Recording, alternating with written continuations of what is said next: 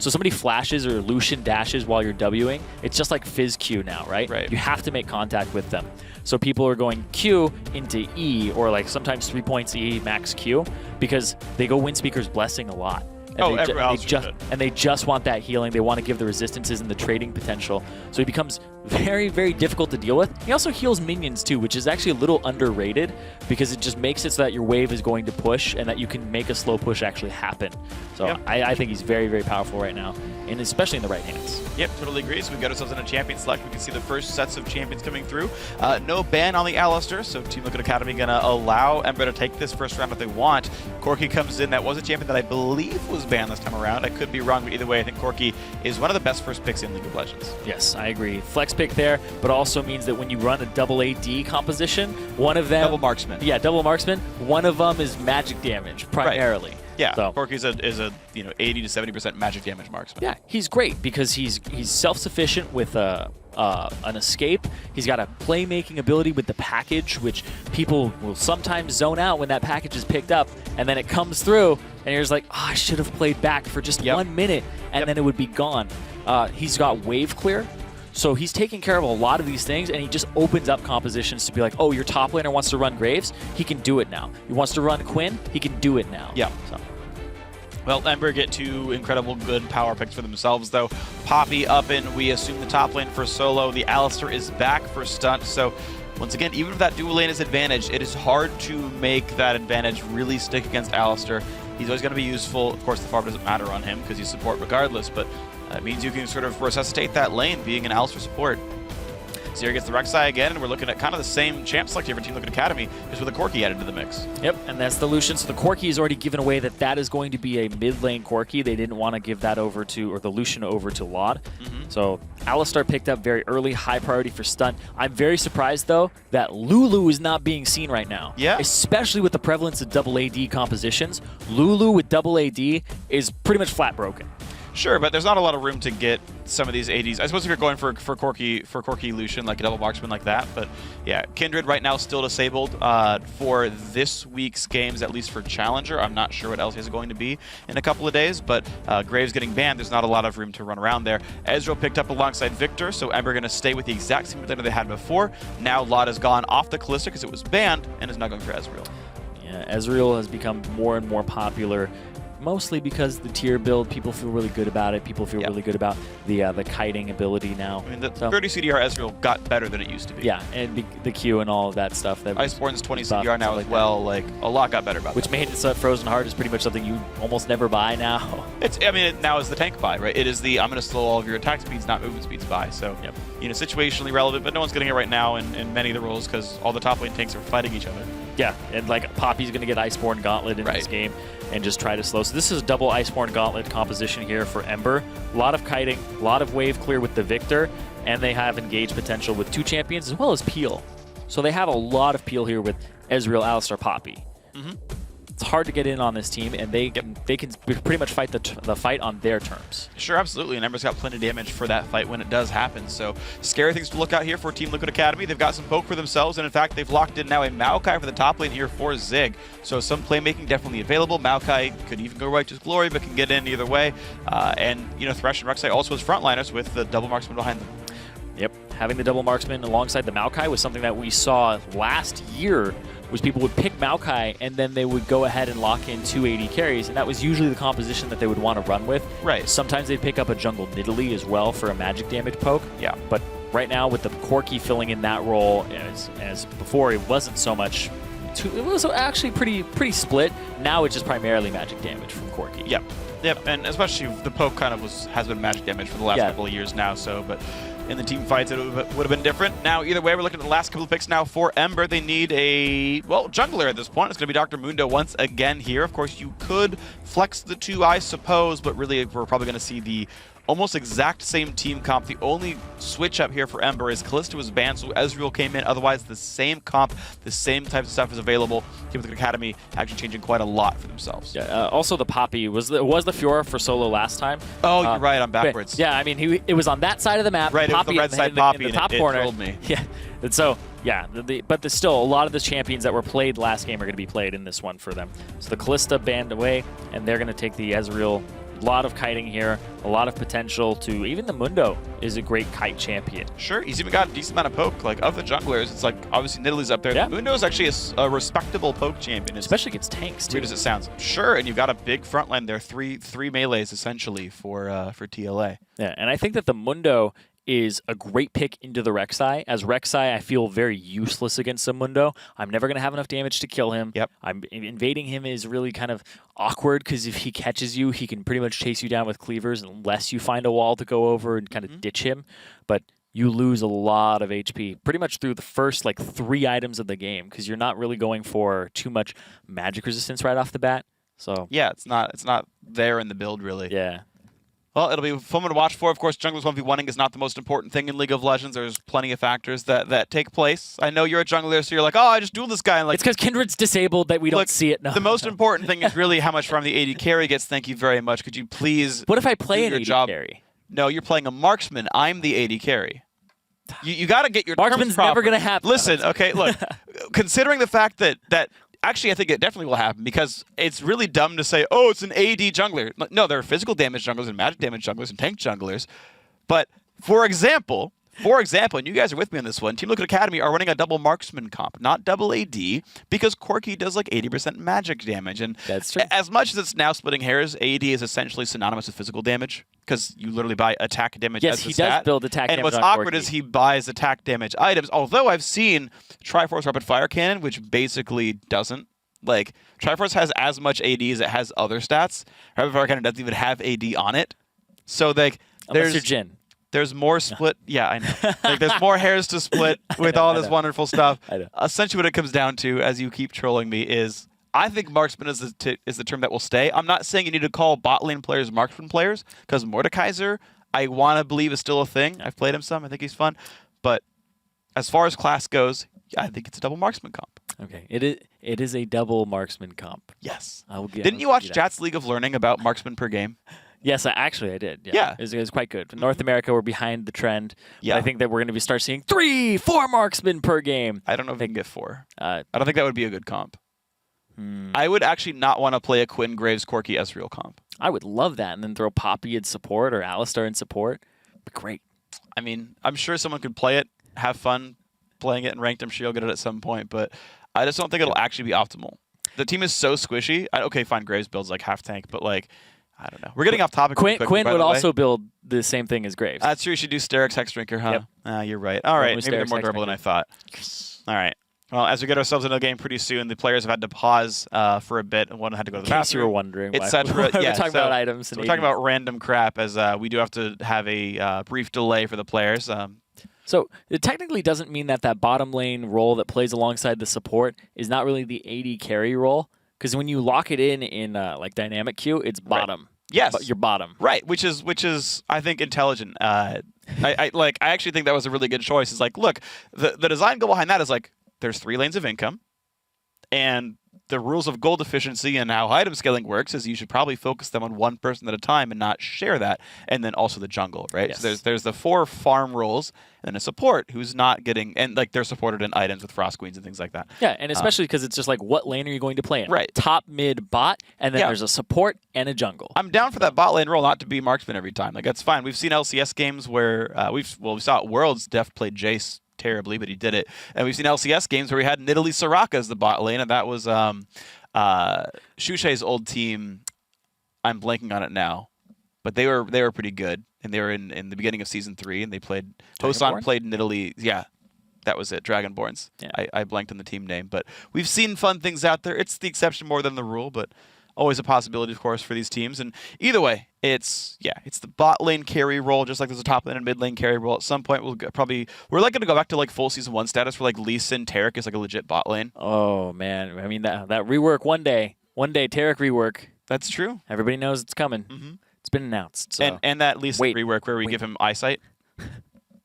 This is a different champion. We're just releasing a new champion at that point. No. His identity is stripped Lee from Sin him. the monk. Oh my god. I don't know where that came He's from. not unique anymore. What do you mean? There are no other monks in the game. Not officially, anyway. I don't think. That's true. I mean, like, I guess wouldn't there's a Udyr monk kind of be like a monk? but that's kind of splitting hairs. Oh my god. I don't know. I didn't know I could love someone and hate someone so much at the same time. I tend to do that to people. See, it's great because I can look at my Twitter feed like after LCS games, and there's the feed that shows @RiotFreak, and there's this feed that just tracks the word Phreak. And at the same time, there will be like 10, haha, that was hilarious, and 10, haha, Phreak, delete your Twitter account. Actually, it won't be haha, it'll be like, they'll mean it seriously, like, why isn't Phreak fired? I ask myself that every day. No, you don't. Don't give me that crap. I don't. Yeah, but yeah. So you can tell some people do and don't appreciate the wonderful sense of humor that is lame puns and bad jokes. That's just something that you have to learn in life. Is that you're never going to be able to please everyone. I know that. Somebody's going to look at a composition that I think is perfect, and they're going to be like, no. I hate that. Sure. They're That's usually not me. enough engaged, right? And like, yes. Like, not we enough disagree engaged. on plenty of things. Yeah, we do. But that's our own unique opinion as human beings. But of course, not everybody's going to like your opinion. That's true. That works for everybody.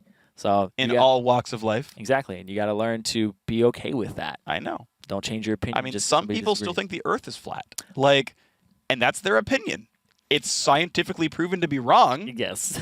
But it's still their opinion. And this is the North American Challenger Series. We got freedom of opinion here. You can say it, even though I don't agree with it. Have your opinion. I mean, honestly, it like having opinions is fine. It's when people that make decisions that affect the rest of us have opinions. That's when it gets a little scarier. When you try to put your incorrect opinion on other people and try to influence them, and you're in a position of power. Right. So I'll just say that I'm glad that people that make flight plans for airplanes don't believe the Earth is flat. And, like, at that point, now I'm fine, right? As long as you guys understand, we're good. My plane's going to go to Tokyo. It's not going to be a problem. You actually save a lot of time. Have you ever noticed that when you are flying to, like, some other place, and we'll just say you're going from NA to Europe, it's always an arc. Sure. Right? Because you're going, and if you were to track it on a globe, it's actually the shortest distance. Well, yeah. It's a straight line over it. But when you look at it, the hemisphere, it looks like this because of the perspective that you have to place on the map. It's great, because you're just like, why don't I just go straight there? It's like, no, like, that's you understand spheres? Yes. It's like, whoop. And it's great. I love spheres. The Earth is not. I love spheres. Earth is not a sphere, by the way, Aiden. I know. We're gonna move on because the game is about ready to go. We're done being dumb. We're ready to start talking about League of Legends and maybe being dumb doing that. Remember to share your game predictions. With a G.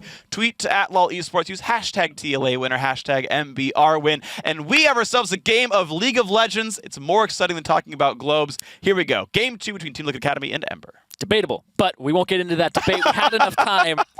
Now we're getting into the game. Like you said, Game 2, TLA lost Game 1. Ember took their first game of the North American Challenger Series as an organization. They weren't able to get it last week. They were able to take it this week. And they're looking for those sweet 3 points so they can tie up TLA. And that's big because TLA is one of the teams that came into this week with 3 points. If you can stop them from getting out to a larger lead ahead of you, you keep yourself in a good playoff position. Now, my friends, have to be happy about how Game 1 went. We'll see if they can make it go even better here in Game 2. This game is worth twice as much as the first one was. Jumping up from 1 point to 3 is a pretty big deal. It's such a great way to think about it. Yeah. When you told me that, my mind was blown. I'm glad it could help. It was funny because I was actually preparing for the ULOL, and I was talking to the Harvard students, right? Yeah. And they play BO2s, and they have the same point system as Challenger. And when I told them that, their minds were blown. And I was like, I just blew some Harvard students' minds with what Phreak had told me. It's like, I know it's Professor Kobe, but it's Harvard Professor Phreak at this point. Darn right. It was so good. I teach the youth of America things about math. It's not even hard. It's just conceptualizing. It was great, though. And I'm glad it went over well. We actually haven't explained it fully to everybody, but it's the fact that since you win one game, if you split the series 1-1, you get 1 point. If you go 2-0, you get 3 points. Yeah. So if you're the team that's in Ember's position right now, this game is worth twice as many points as the previous one for your standings. Yep. So you can get 2 more points from winning this game.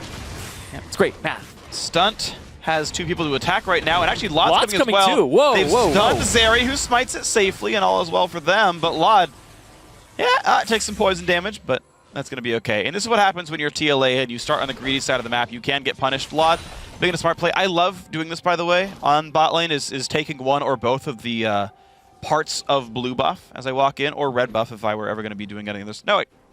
Yeah, of red buff. Yeah. It's just, you get like half a level, and you don't show up to lane late, really, in any meaningful way, so it's just safe and free experience. Yeah, bot lane, of course, though, Fabi and Smoothie were able to actually pick up both Krugs during that time that Lod was invading. Didn't get too much for it. They got some damage, but Smoothie gets to roam as a level 2 Thresh. Oh, and a good hook by Smoothie, but he doesn't want to walk into turret range. That Flay would have really hurt him right there. Corrupting Potion, Gatling Gun definitely does some damage from Youngbin. Golden Glue is going to be pretty much equal because he had just traded well onto Youngbin back a second ago. I think Ember are a little bit ahead of the curve here in terms of pushing and getting all of their laners to that lane to push. This top lane, you see the heal from Stunt already taken to try and get these minions a little bit healthier, keep them healthy. Yep, gonna make it pretty easy in this. Yep, get Solo up here. Contracts is a little bit behind, but of course clearing his side of the jungle so he can hit level 3 and come on over. And Contract staying near them to make sure all goes according to plan right here. Looks like a pretty easy lane swap from both these teams. Both turrets should be falling without too much difficulty here. No contest, no one TPing in, try to absorb XP. They're going to be happy just to trade. It's the new lane swap. Junglers stay in the jungle. It feels awesome. I can just keep getting experience. I keep getting farm. Yep. It's always fun how these things Ooh, evolve. This isn't going to freeze, though. No, way too many cash minis here, so Zig has to hard push this. It will not freeze. So the faster you push, the more likely, yeah, that'll be fine. So the faster Zig realizes to push this one, the higher chance that it still bounces off the turret. Another turret for the mid lane. Great knock up there by Zeri. Golden Glue flashes just barely to safety. Ooh. And gets some harassed back, but Zeri, just like last game, very aggressive, is getting flash burns on these ganks. Just this time, can he stay alive for these ganks? Yeah, if Golden Glue had burned his flash in the previous gank to try and avoid the hook, then this one would have killed him. So good to hold that one. Also, his Death Ray back hit both targets. It was really actually quite sweet. And definitely some good stuff. He had stunned Youngbin and then just, lined it up across the two of them. Again, another trade. Golden Glue doing a good job of always dodging away from the Foster Pop. I haven't seen him tank one at all in these last few trades. Corrupting Gatling definitely hurts a bit, but otherwise he's totally fine. Both turrets have fallen. We had both teams try to bounce them. A tier for Ezreal, double longsword for Lucian. Getting that tier as soon as possible, starting to stack it up, see when Lod actually transforms it. But Youngbin actually went exhaust this game on that Corki in the mid lane, making sure he doesn't get blown up by Golden Glue. It's probably the best way of surviving the damage, to be honest. It is. I actually think that this is pretty cool because if you ever jump in with the package, you have a way of making sure you don't pretty much instantly die to one person. If you guarantee win the duel, pretty much. Yeah, I think that's actually quite interesting. I want to see how that actually turns out because Golden Glue, he's going to get an advantage here by being able to back and clear this wave with his upgrade and put pressure on Youngbin. Also, he can Valkyrie exhaust to set up a gank for Zeri and have a guaranteed knockup afterwards. With Golden Glue missing flash, as long as they have the mana pool just to go in, they'll have guaranteed lockdown on Golden Glue. Yeah. With that flash down, see what ends up happening there. Of course, the package doesn't start spawning until 8-9 minutes. Nice hook, nice couple of attacks on the stun, but again, it's Alistar. Good luck actually doing any meaningful damage here. With the heal. Wow, Lod, that's interesting. So Lod was trying to last hit properly under turret by auto-attacking caster minions once and then auto-attacking them again once the turret shot hits. But Sun had just healed, so Trample was dealing damage to the minions, and it actually broke the last hits. And Lod didn't realize it was going to happen. And I didn't either. I was like really surprised you missed the CS, but that's what happened there. Is when your support is too helpful. Alistar was too helpful. Yeah. Oh. Attempt to play on a Golden Glue flash. Knockup Maokai came as well. Perfectly executed. Look at that, Team Liquid Academy. Again, first blood. And Zig's the one with turret aggro, so Zeri doesn't even get killed in response there. First blood going over to Zeri. So, once again, not one of the laners, though, so we'll see. But it's 2 for 2 on Zeri. Zeri and Zig, to be fair. Oh, yeah. Making first blood happen. TLA are a team with some pretty nice coordination. That was a really sweet move. Yeah, double flashes there to pick up Golden Glue and get that first blood for themselves. But only a 300 gold lead right now. Yeah. They'll get some turret damage, but not too much more than that. But Zig with the flash W as the burrow's coming through, so the coordination pretty much pincered in here. And yeah, first shot. I don't think Zig had to flash, to be honest. Yeah, first shot went on Zeri, and then Zig was able to get the root off and then take turret aggro from there. And when they got stunned up, Zeri doesn't die. So good move there from Zeri to get out of aggro. But yeah, he may have not had to flash, but it depends on how long you trust the knockup to be for. Sure. Either way, it turned into a first blood kill, and you really can't complain about that too very much. Well, if he dies because he doesn't have flash, well, he should just be playing more defensively then. he shouldn't play as though he has flash. And you know, the 600 gold you got for getting first blood is something that you can easily allow yourself to lose 5 CS for, and you know, be in the advantage here. So, and of course they can repeat gank on a Golden Glue who's still got a minute to go on his next flash cooldown. He has blue buff, which makes the gank even more sweet if they can get that one to happen. Shocker Snipe also this time around for Zeri. Got it pretty quickly, so... he got it last time as well. It just took him a while, right? He went Swifties, and then the build path was a little strange. But ooh, Contract. He's 6. Zeri's waiting for him in the jungle. That one-on-one. Nice play by Contracts to smite the red buff to heal himself, and he's healing now too much for Zeri. As Youngbin came across, of course, everyone away, but at this point they realize, you know what, the dueling could come down. Too much threat of Laud and stunt stopping this, so red buff will go to Contracts. That was pretty sweet. Yep.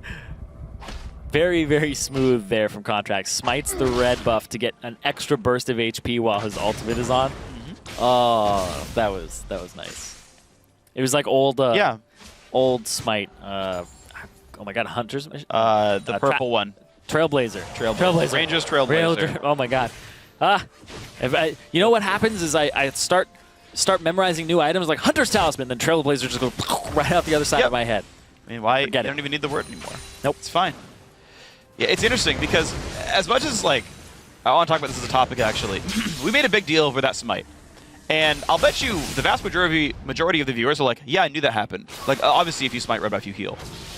The thing is, having the presence of mind to do it while you're getting invaded out of nowhere is something that many of us will forget to do. And whether you know it or not academically. Yeah, and the funny thing is that only one person could benefit from the smite. So if Zeri had smited it, it wouldn't have given it to Contracts. I did not know that. Yeah, that's why, like, if you smite, like, I can smite red. I knew it worked for, like, Krugs and stuff. I didn't know it worked for red that way. Well, that means, like, if I went to red and, like, smited it and got a burst of HP, then I can't really go back to it and do it again. Really? I get, like, a double burst. Really? I believe that's how it works. Okay. See, now I've looked it up. Did you know? Yeah. Stunt only level 5 cannot pop the ulti to save himself. Exhaust goes on a lot, and Stunt's now in the wrong spot. As what comes by hits 2. Solo had teleported in. Now, will he get attacked here? A nice stun goes on towards Youngbin, but he's going to stay alive. Solo just gets chunked out there. A lantern of safety and a 2 for 0 to TLA. TLA, they're doing these tower dives the way they should be performed here, and they even have Golden Glue just trying to shove up the mid lane, and Youngbin had come up from the side. So there was even more reinforcement here, and Golden Glue couldn't get to this fight, even if he wanted to. A beautiful 2 for 0. And at that point, why do you even teleport in if you know that you're missing a mid laner at that point? You're TPing into a 3 versus 4. And it just hurt Ember quite a bit there. 2,000 gold down. You're seeing... Oh, Youngbin get wrecked. Has to flash get away. Careful on that recall, buddy. Don't back just yet. Yeah, if you're backing it, it comes up to you. It's like, oh, just hey. Kills you. Whoops. Oh, Smoothie, though. He throws down the ward. Yeah, for the so once they see Youngbin, cancel. Lot. Nort Contracts and Golden Glue were on the wrong side of the map. Solo had no reason to TP in. That was a 2 for 0, and you give it up. Or Alistair runs into the team, headbutts someone away, and sacrifices himself. Yep. Ember too willing to fight there. I think definitely misplaying the defensive side of that dive, but not to take anything away from TLA. A great dive by them. Gets a 3-kill pickup.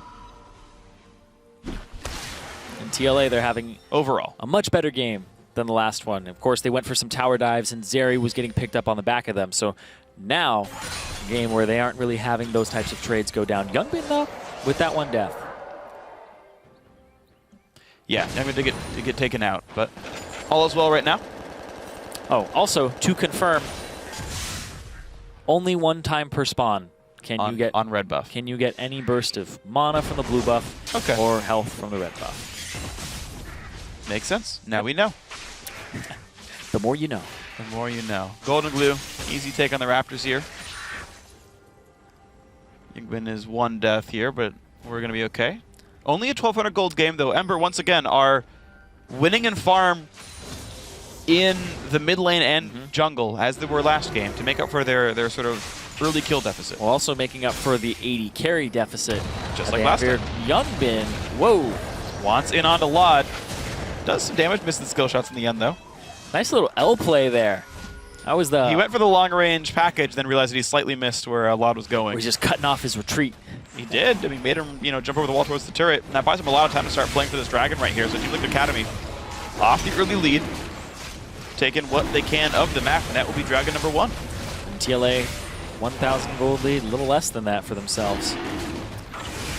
But Ember, they do have a composition that scales rather well. When they hit these item spikes on the Ezreal and also get the tankiness, it's really difficult to kill a Mundo Alistar and a Poppy with just these 2 damage threats on TLA. It'd be very difficult to actually take down this Mundo. Definitely true. And Corki's not going to build for...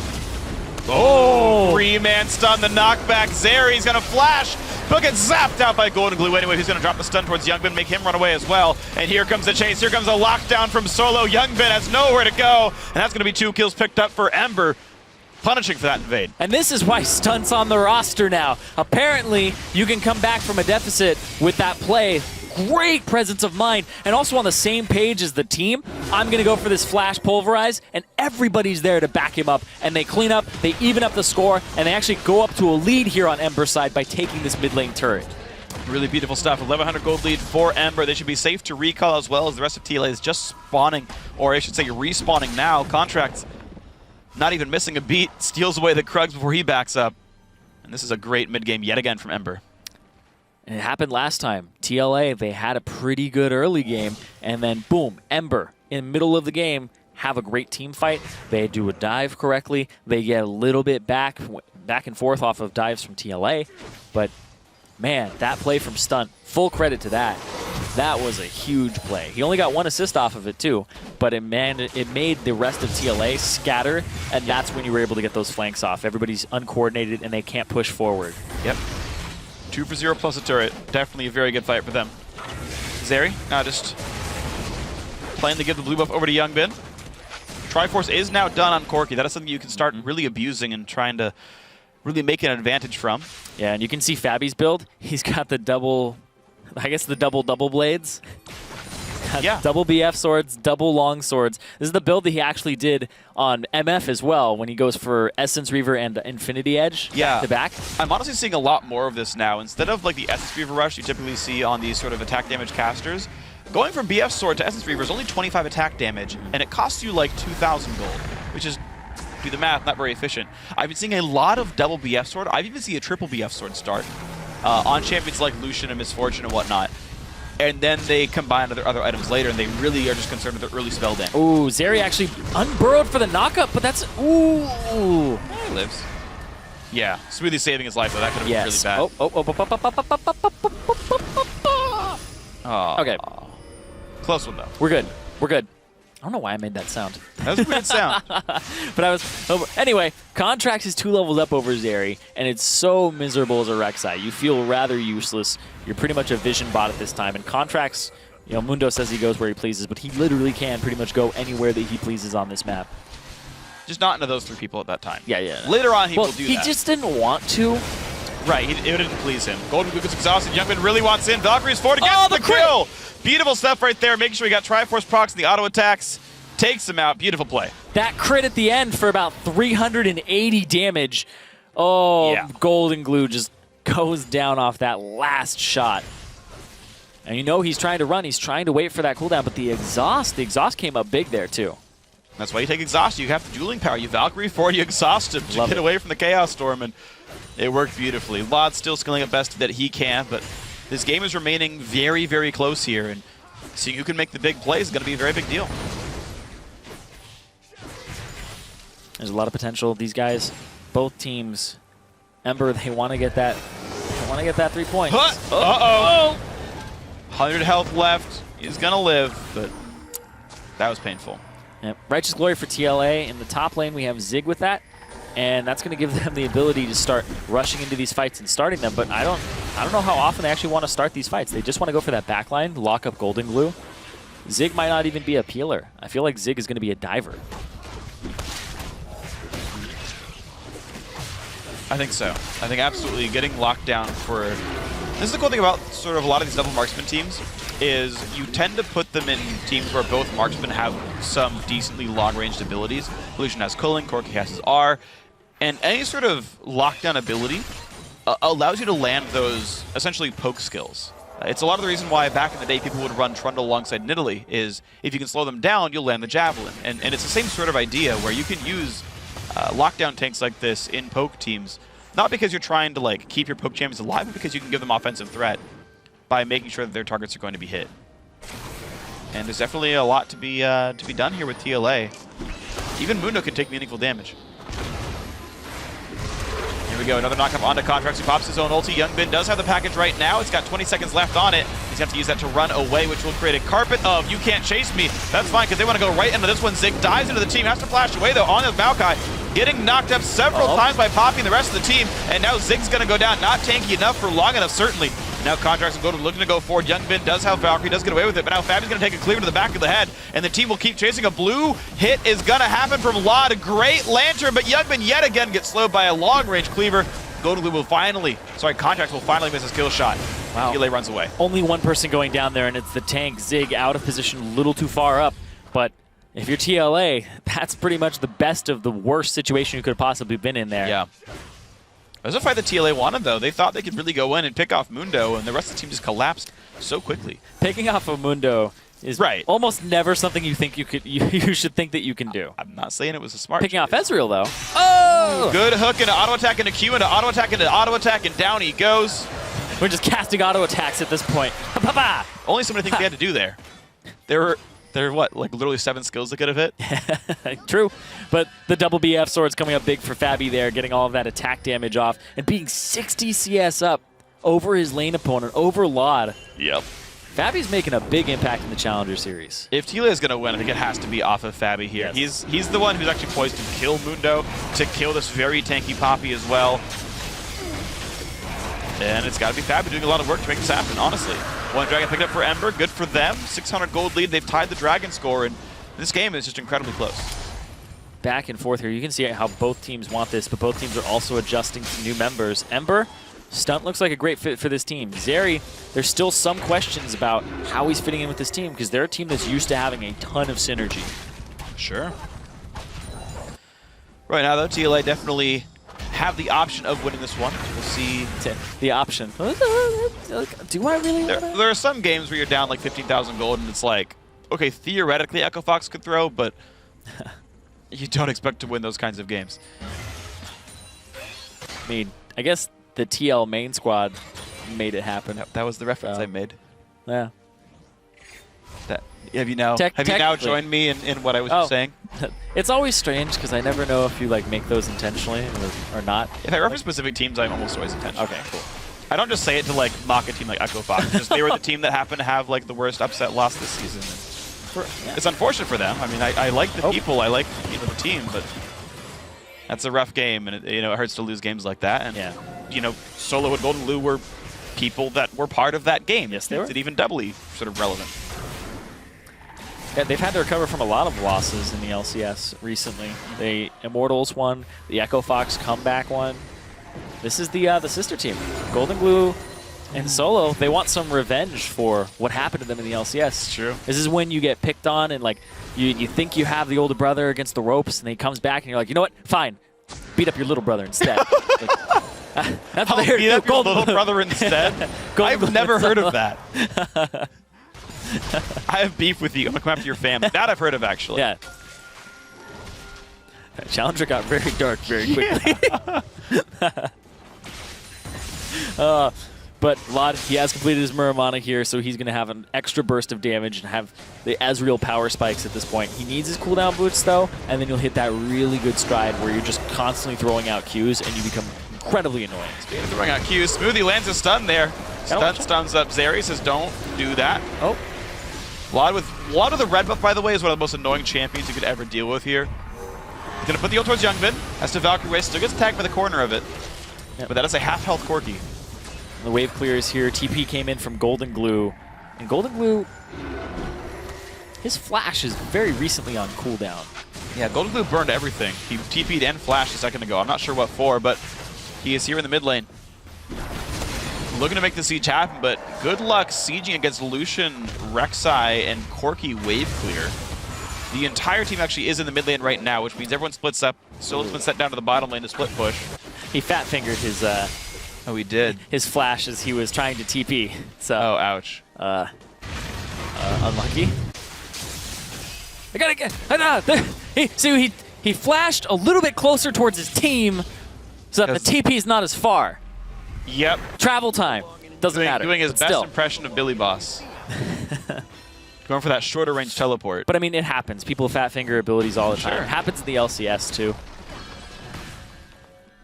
But how much Golden Glue's been working out? Like, his arms are heavier than he's used to, and he just puts them in the wrong position. He's got these thick hands. He's just been gripping so much. From gripping all the dumbbells. Yeah. Yeah. They're swollen. Confirmed. Working out makes you worse at League of Legends. No, it's never been disproven. Actually, I think it would make you better. Almost definitely makes you better. So physical health is actually a pretty important part. Yeah, you want the dopamine in your brain. Even more mental activities such as League of Legends. It actually does matter to be in good physical health. Today, someone might have learned, or already knew. Whatever. Did you know? Working out increases dopamine levels in your brain and allows you to concentrate and focus a little bit more. There you go. Right now, Zeri focusing on getting ward control up alongside Smoothie. They do have to watch out, though. There is a TP from Solo. Solo can find a good spot to come in to this fight. And they're going to go right in on a Golden Glue. Youngman's got to be a bit careful. Will Valkyrie away from the Chaos Storm, and there's a big set of knockbacks. Zeri makes the first one happen. And the push in towards Stun, who headbutts Zig into a turret. Now Solo alone to the front line, but a big three-man Poppy knockup could bring Zig to his knees, and just barely TLA are staying alive. Finally, one trades back. Fabi going in, getting a shutdown. It has to run. Lod has a lot of damage. One Q missed. That would have been a kill. And the Fabi, the turret's not enough. An ace for TLA. Barely could have been closer, but 5 for 1. That was between Tier 1 and Tier 2 turrets. They were dancing between these turrets, some of them taking shots, but it's a clean ace. Not clean, but still an ace for TLA, and they only end up at a 1,000 gold lead here. Looks like they're going to go for Baron. They're risking Baron. Ooh. So Fabi does not have significant lifesteal. The rest of the team is probably going to be fine. Youngman's healthy enough. Fabi will have to watch his health bar as it slowly wears down. He is losing health over time slightly to the ambient Baron damage, but this will drop in time. Zeri can keep taking it. Zig's getting healed. Wow, Fabi took more damage than I expected, but it still will mean Baron Asher goes down. More damage than he expected, too. Yep. Yeah, sometimes you just have to give yourself for the Baron, but sometimes you don't actually have to give yourself for the Baron. Yeah. Well, Fabi's first death of the game will not be tracked as a kill from Ember, but it will, you know, increment that number by 1. Baron gets the shutdown. Next time, he's coming back way stronger. But this TP in is actually really good, but the package sections off Golden Glue to the left, and there's no way he can get back to his team now because Zeri comes in from the side. Zig is now here. Great TP in from Zig and Solo both, actually. Solo tries to salvage the situation, and they're all in a choke point here, and Lod can just pretty much keep throwing Qs down this choke point, and then Fabi goes forward, but then he flashes. That heal was a really big deal, and then he expects Fabi to keep walking downwards. If that Q lands, Fabi dies for sure. That was so close. I'm actually not sure if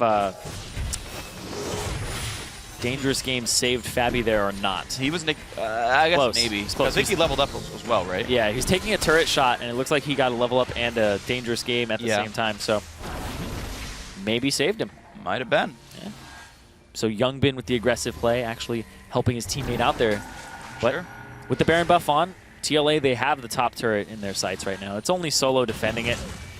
Not a lot of wave clear on this Poppy, especially against these Baron up minions, and it's double marksman.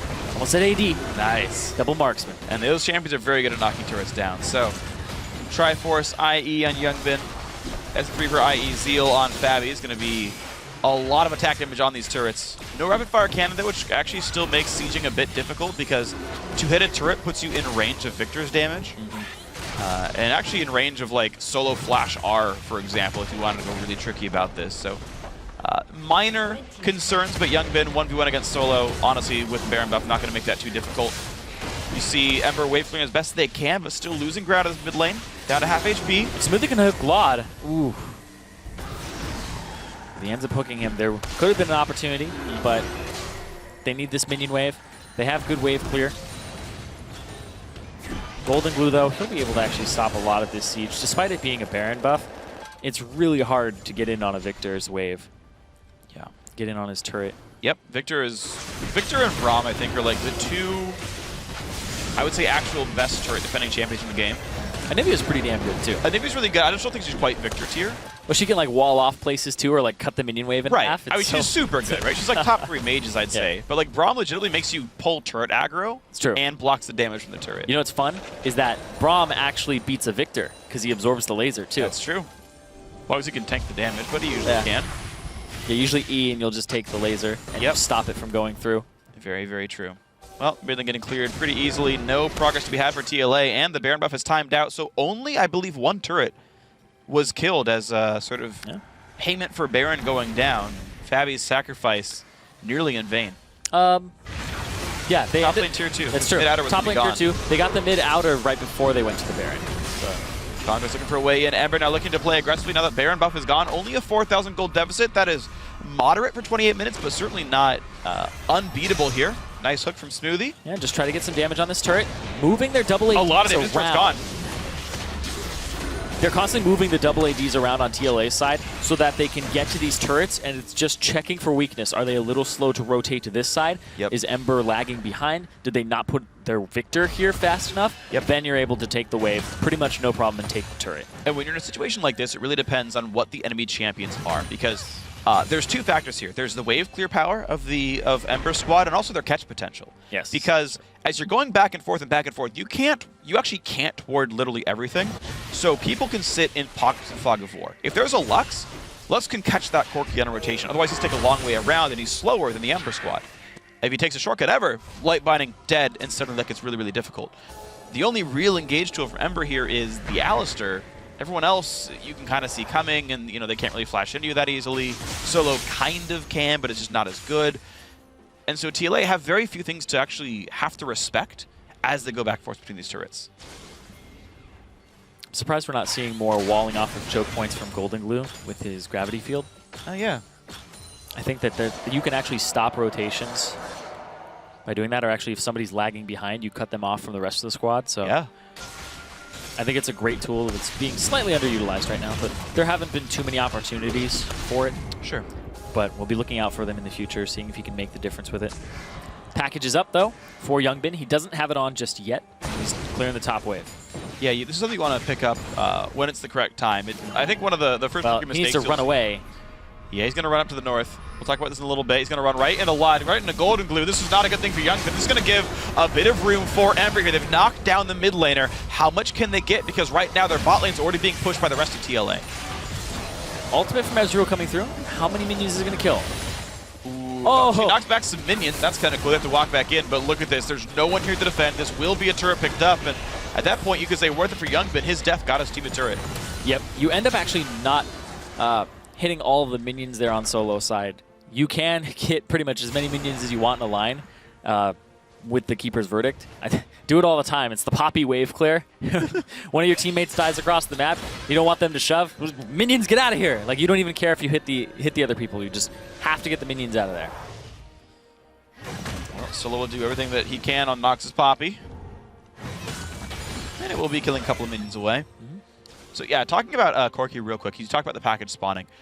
One of the rookie mistakes I see a lot of new Corki players make is they'll just pick up the package every single time on respawn. Yes.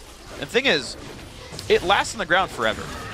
And it only gives you a minute of power. So it's essentially, you have to basically place a bet on, will I use the package for the next minute? Because there's no benefit to picking it up otherwise. Yeah, and it makes you faster out of combat, 40% faster, and you'll have home guard at this point in the game. Yeah. So even if you back pretty much right before a team fight starts, you go, hold on, let me get the package, you'll make it there. Right.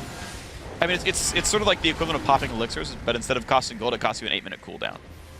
Well, 6-minute cooldown. Speaking of waiting base and home guard, Zig looking for the TP. He's looking for a flank here. He wants to have access to Golden Glue so they can blow him up.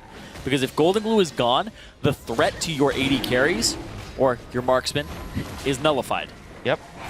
Package picked up. There you go. Corki says, I'm going to go head towards the mid lane here. And here's the TP in. They're going to look for flanks on all different sides of this squad. The Maokai's coming in from the top right side of the jungle.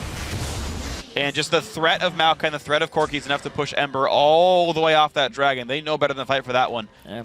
Down 4.8k. They have vision control of the Baron Pit, though. They're trying to trap people in front of the Baron Pit. And in fact, they do plenty of damage to Zeri at the start. Ezreal comes across. Here comes it back to the back line. And now how much time can Youngbin buy? Lot is chasing, forces the flash gun away. But now Zeri jumps in onto Lod, but Lod's going to do enough damage. Contracts holding the front line for them. 1-3-0 so far to Ember. Contracts again holding the front line. Play from Smoothie. They really want in on a Youngbin, but Golden Glue overextends, goes down. And now Solo gets the chase down, trades mid laner for mid laner. Now it's Smoothie and Zig holding up a lot of the damage, but Solo is killing absolutely everyone. Now Stunt can set up onto Smoothie here. Pulverize would do it. Contract's gonna chase for the cleaver. He's gonna miss that one, but it's still taking so much time. Contracts gets the kill, and it's a 4-for-2 to Ember. And that's the problem with these compositions against each other. Youngbin wants to dive in, and if he can't kill Golden Glue and Lod, and Zig is not making it to them, you're never gonna kill Contracts too.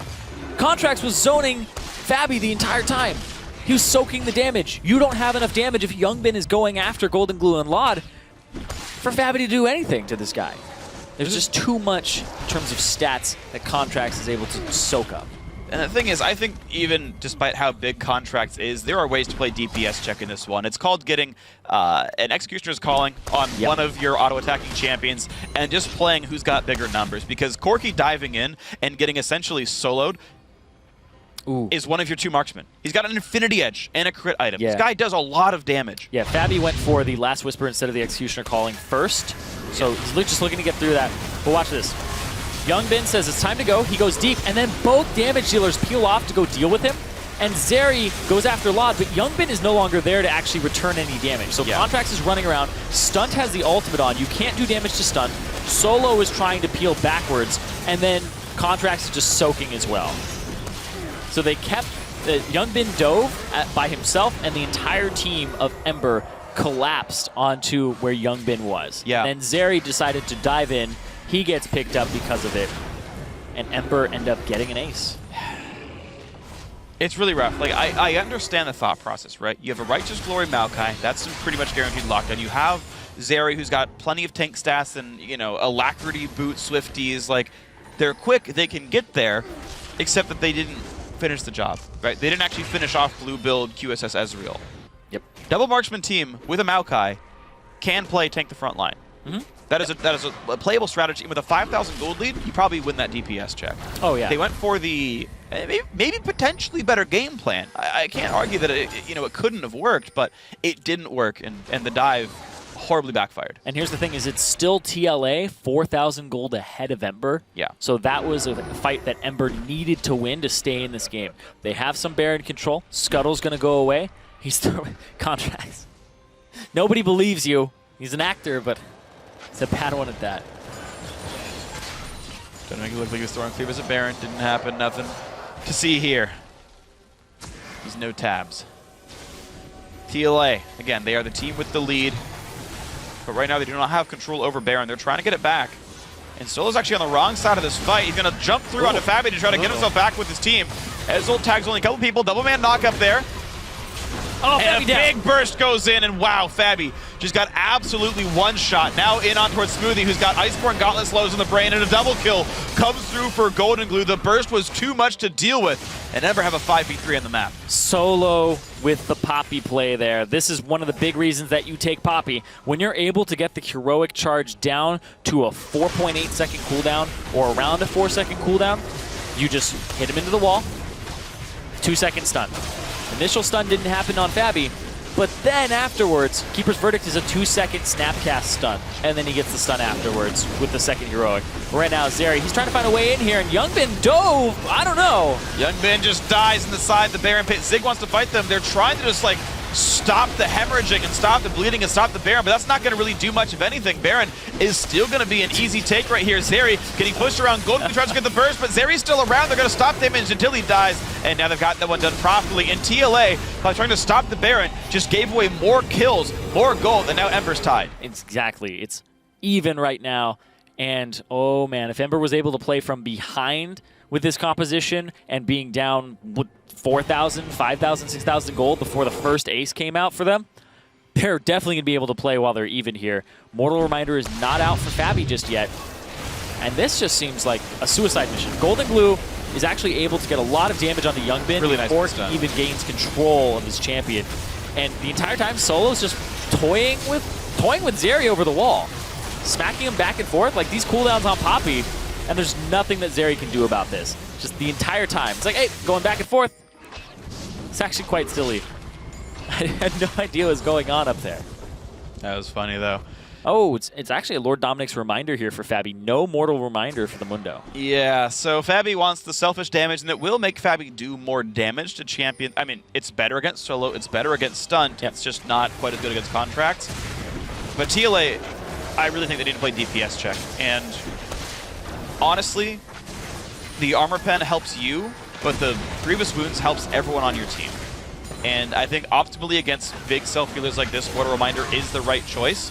And because they are playing DPS check, I think to now optimally play this game, and now the whole itemization, like, get your, micro advantages is now a very important discussion to have, and I think there could be some better choices here. This could be very important, as Ember with Baron buff are looking to siege, and they want the bot lane tier 2. There's so many tanks on the side of Ember. They could pretty much brute force their way with this Baron buff onto this turret. You have to seed this. Packages up as well for Youngbin. Might be one of the last plays he makes of the game. Here's the push in towards the bot lane inhibitor. Zig wants it. He's going to go and find Golden Glue. Package comes across as well. He's going to look for Lot on the side. They're going to try to one-shot him, and they do pick him up. This time the dive works for TLA, and Golden Glue's next. Already a 2 for 0. This is what this comp looks like when it actually works. Youngbin will go down, so Ember kind of takes some kills. Smoothie also drops another double kill for Solo. It's a 3v3. Fabi is going to be an easy one to pick up. Now a triple kill for Solo, and the tanks are tanky enough, and the tanks aren't big enough for TLA this time around. So Zeri running away. Zig in the front lines, kind of the only one keeping the base alive at this point, as Ember keep pushing forward. A stun against the turret. His own base betraying him here as Solo drops the turret dagger one last time. Zig just refuses to die as they slowly whittle down these turrets, but the turret might be just enough damage to buy some time, and Stunt will fall down. A 3 for 3, all said and done. Top laner and jungler alive for both sides. Oh, super sloppy here. Zig does have TP. If Zig is actually able to get home guard and TP in, he might be able to make a play here, but no, they're just going to be able to clear the minion wave, and they're content with that on the side of TLA. Too many tanks. Too many tanks. Yeah. 3 tanks on each side, 2 damage dealers in the mid lane, and bot lane carry roles. Yeah, Ember's tanks are tankier, though. Well, Ember's tanks do more damage. That's true. TLA's tanks are there to be tanks. And outside of Alistar's, Ember's tanks are there to kill things.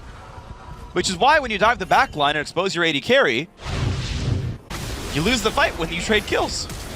They get both damage dealers off the field here. TLA able to pick up Lod with Youngbin and Zig, who actually got pushed towards Lod by Solo. Solo gets Fabi out of the fight with his ultimate, and then they kill Golden Glue. So 2 people are down before 1 person goes down, but Contracts is able to, with the movement speed, to get in there. But Contracts just walks straight at him, and then Stunt comes back. Headbutt into the wall, walk forward, pulverize. Oh. It started off with 2 members, both damage dealers of Ember going down, and then 3 members of TLA go down just to the tanks. It's a lot of damage from this Mundo and the Poppy. So this is the game where I talk about my favorite item in the game, which is now Hurricane. Ooh. Hurricane is the most underrated item in League of Legends, I think, right now. You're fighting 3 tanks. They're all going to be in melee range. Guess what item gives you bonus damage when you're fighting 3 people while in melee range? Ooh, ooh, ooh. Hurricane! Oh, I was going to say Static Shiv. Oh, that also does.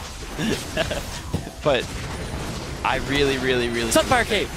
Okay, you know what? We're done here. Iceborne Gauntlet. We're just gonna keep moving forward. Being Victor also counts. Oh, that's my favorite item.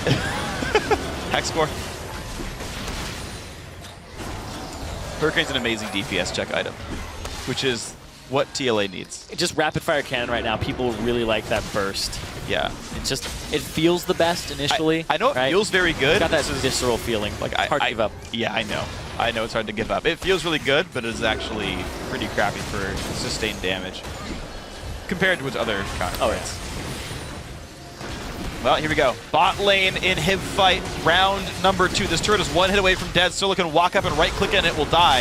He's got a ranged attack, too, if he really wanted to. Will they find a stun on a Zig, though, who's popped his own ulti to get the damage Stun. reduction? Big stun from Stunt, but he went in a little bit too hard and dies for free. The turret is still not dead. Someone hit the damn thing. There you go. Picked up there, but it's already 1-0 in favor of TLA. Zig and Zeri got out, and Ember have to run away. And there was an Ignite blown there from Smoothie onto Contracts during his ultimate, so he wasn't getting that big burst of healing and the sustained healing from himself. But you saw what it did to Contracts there. It made him vulnerable, so not having a Mortal Reminder here is very questionable in my mind.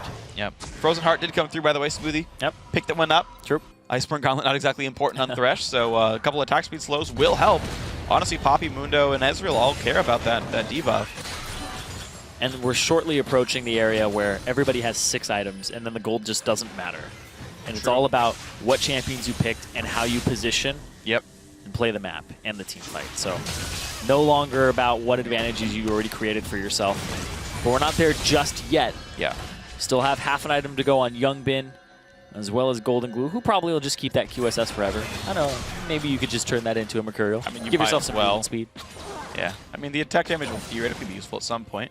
Smart choice by Youngbin, though, identifies that Void Staff is just straight better than Lord Dominic's Regards in terms of penetration items, or it is way more magic than physical. And also going towards Blade of the Rune King, which is also, again, a very smart choice of lifesteal items to go for, in that he will be landing a lot of auto attacks and has to get through the tank somehow. Yeah, exactly. It's a lot of tanks. Rune King is the best way to do that.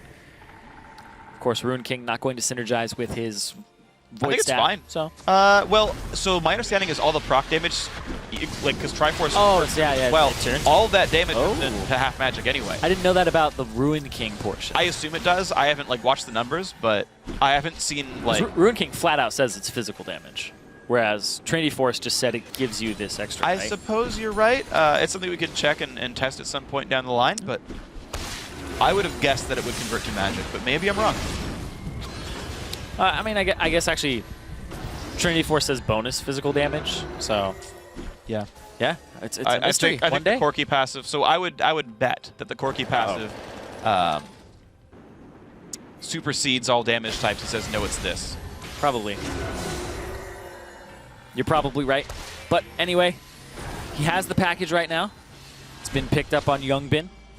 2,000 gold difference. Youngbin loses his out-of-combat boost speed as he gets hit by a Buckler. Here comes the flank in, and they want this fight right away. Zig and Zeri again in the front line, but Zeri just getting DPS checked down so quickly. Lod takes him out. Now Youngbin stuck in the front. He can't get the package to go anywhere, really, and the team has to run. TLA forced to retreat in Contracts, and Solo cannot be stopped. The hook from Smoothie buys a bit of time, but Zig's in the wrong side of this one. 3-0 already. Make that 4 as Contracts takes one down. This could be the game for Ember. Actually, it's going to be an ace if Smoothie drops. This will be the game. Ember should be 2-0ing this series. 60 seconds on these death timers. Like you said, Phreak, it's going to be game 2-0 for Ember.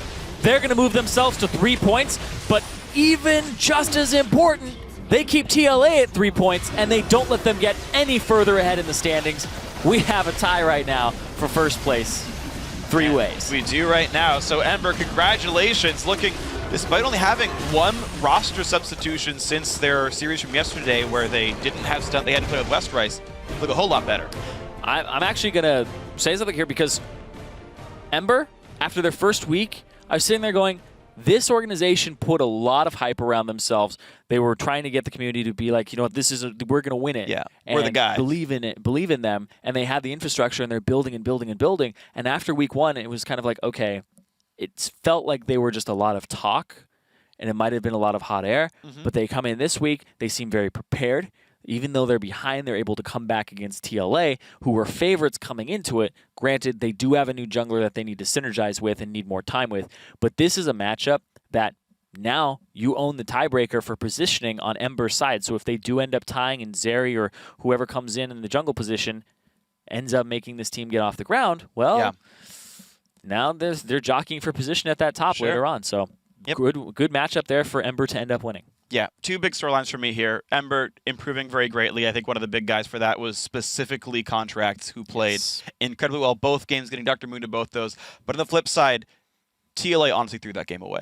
It felt like they were so sure that they were ahead that they made terrible decisions about 7 times in a row. When they lost 2 people and Ember was doing Baron, TLA said, we're going to 3v5 you at Baron and give away 3 more kills, is a call you should never, ever make in League of Legends. You've already, like, by getting 2-0'd, you have given up Baron.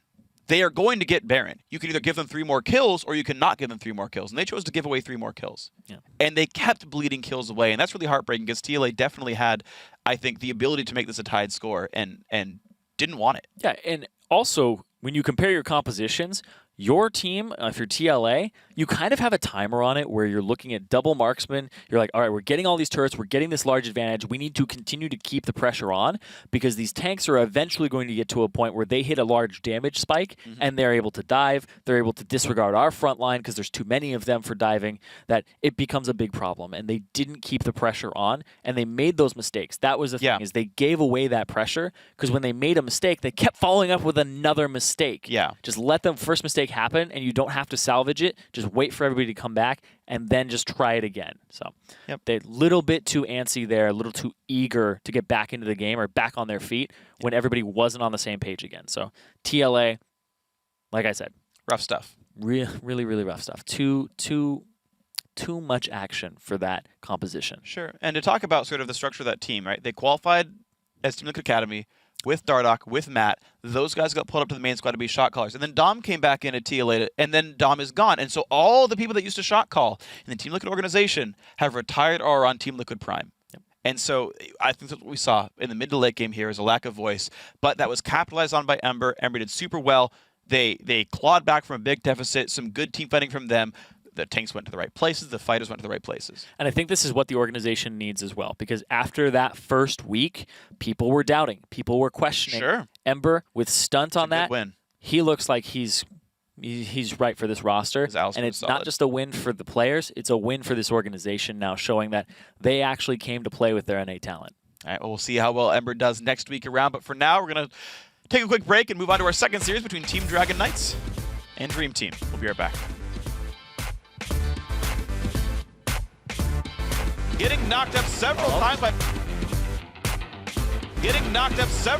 Poppy and the rest of the team, and now Zig's gonna go down. Not tanky enough for long enough, certainly. Just barely TLA are staying alive. Finally, one trades back. Fabi going in, getting a shutdown. Has to run. Lod has a lot of damage. Smoothie also drops another double kill for Solo. It's a 3v3. Fabi is gonna be an easy one to pick up now. A triple kill for Solo, and this the team has to run. TLA forced to retreat in contracts, and Solo cannot be stopped. The hook from Smoothie buys a bit of time.